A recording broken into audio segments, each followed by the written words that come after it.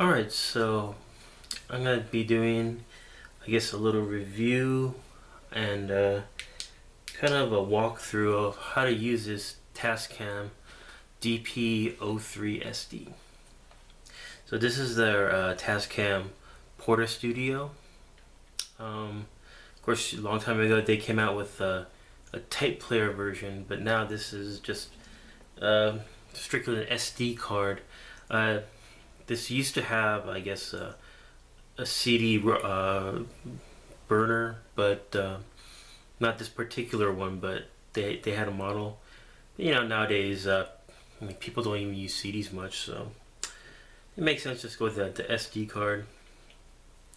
So, you know, it's at first it seems a little daunting to use, but you know, I think it's pretty logical the way it's done.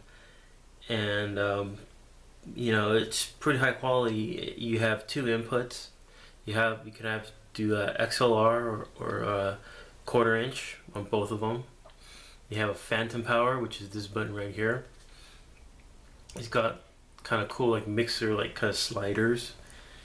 All right, so you got like one for each track. There's 8 tracks, and then there's a master slider right here. Yeah, right here we got a reverb knob, a pan knob, and so forth. And I think overall it's a pretty cool product. And let me just kind of go through a little walkthrough of how this works.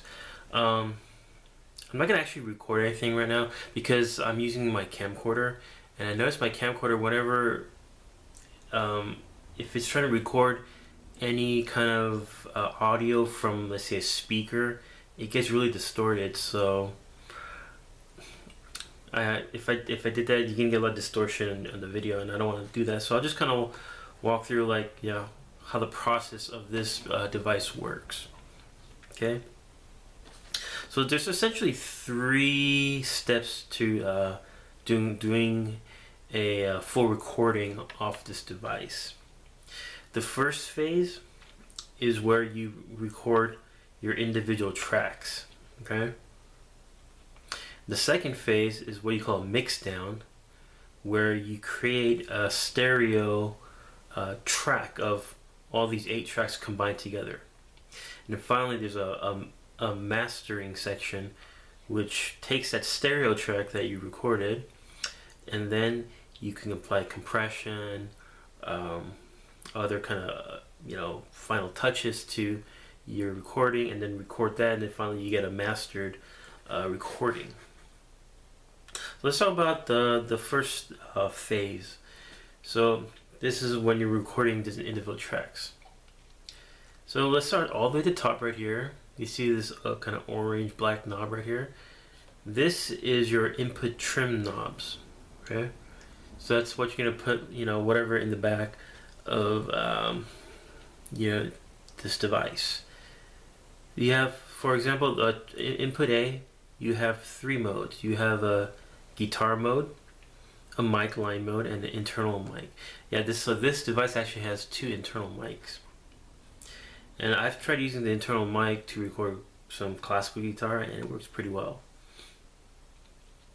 So, you know, if you're using just a regular guitar,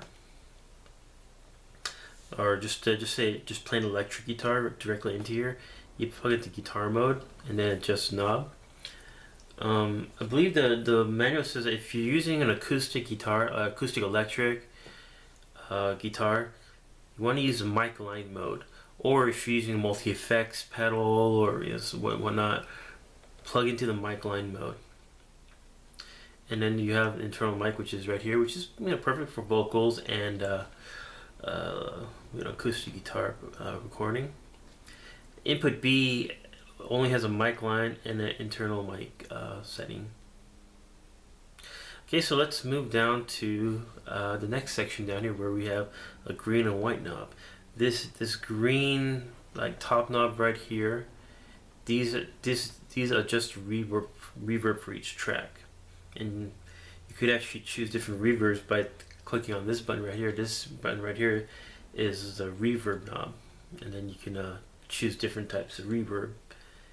And then below that is we have a pan knob, so that obviously pans, you know, the track either can be more to the left or to the right in a stereo recording. And below that is a record button. Now, at first I thought this button was, you know, to actually record the track. That's not what it is. What this button does is it selects a track, all right? It selects a track that you want to record to, and then you press the record button. And I'll kind of show you how that works. All right. Then down here is the slider. Obviously, it adjusts the volume for each track. Now, the way I would go about this is like this. If you're using a monitoring system, and especially if you're using an internal mic, I would not actually turn up the fader on the track that you're recording, because it can cause feedback. So what you essentially want to do is just adjust the input, all right, the trim on the input, and then record, and then afterwards play back by using the fader. Okay, so let's say like you want to record something in track 1. Let's say we're using an internal mic, okay? So what you do is, you know, you choose internal mic on the top, you adjust the fader. Then if you want to record, you actually press on the record button on the track 1, okay? Then what you do is you press, there's a stop, play, record button down here. So what you want to do is you want to hold record and then press play, and then you start your recording, okay? And after you start recording, then you could press stop. All right. Now if you want to do playback, I'll recommend you press the record button to turn it off, because what's going to happen is that this live channel 1 or track 1 or input A is going to come on in the monitor, and it could cause feedback. So stop that, turn up the slider to around 0, which is right here, and then what you do is, if you want to go to the beginning, you press stop and then hold stop and press rewind, go to beginning and press play, and then you start your recording. Okay, so you just heard my voice probably in the video. So you know that's how you do playback. All right. So the next step is, let's say like, oh, I don't know, you want to just move on to the next section, which is the mix down, right?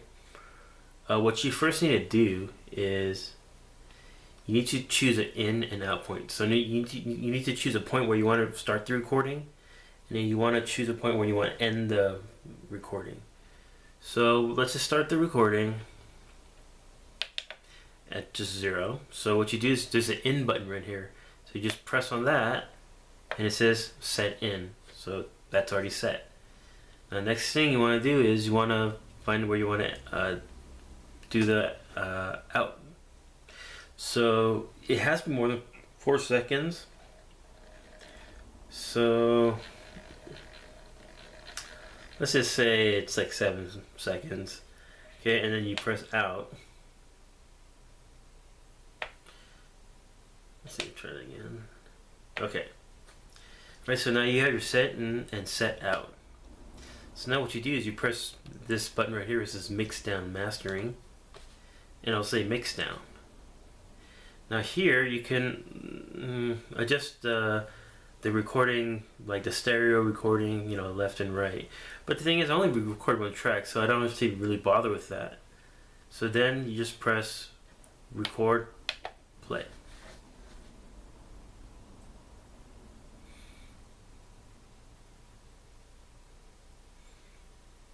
Okay, so now you create a master recording, a mix down recording.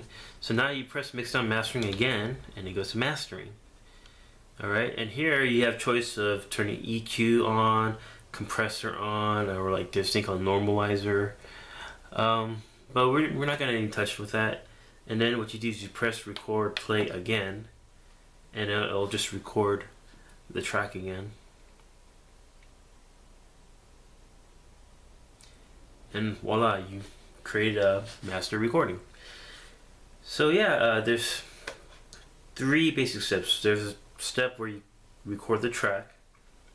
Then there's a mix down where you take all the tracks that you recorded and create a stereo recording. And then there's a mastering, which kind of like adjusts the overall EQ, compression, and so forth. Kind of create that studio quality recording. And it works pretty well. You can watch my other videos on YouTube. It'll have the title of the piece and say higher quality, which is recorded from this tascam recorder. So I hope you kind of enjoyed this little review walkthrough.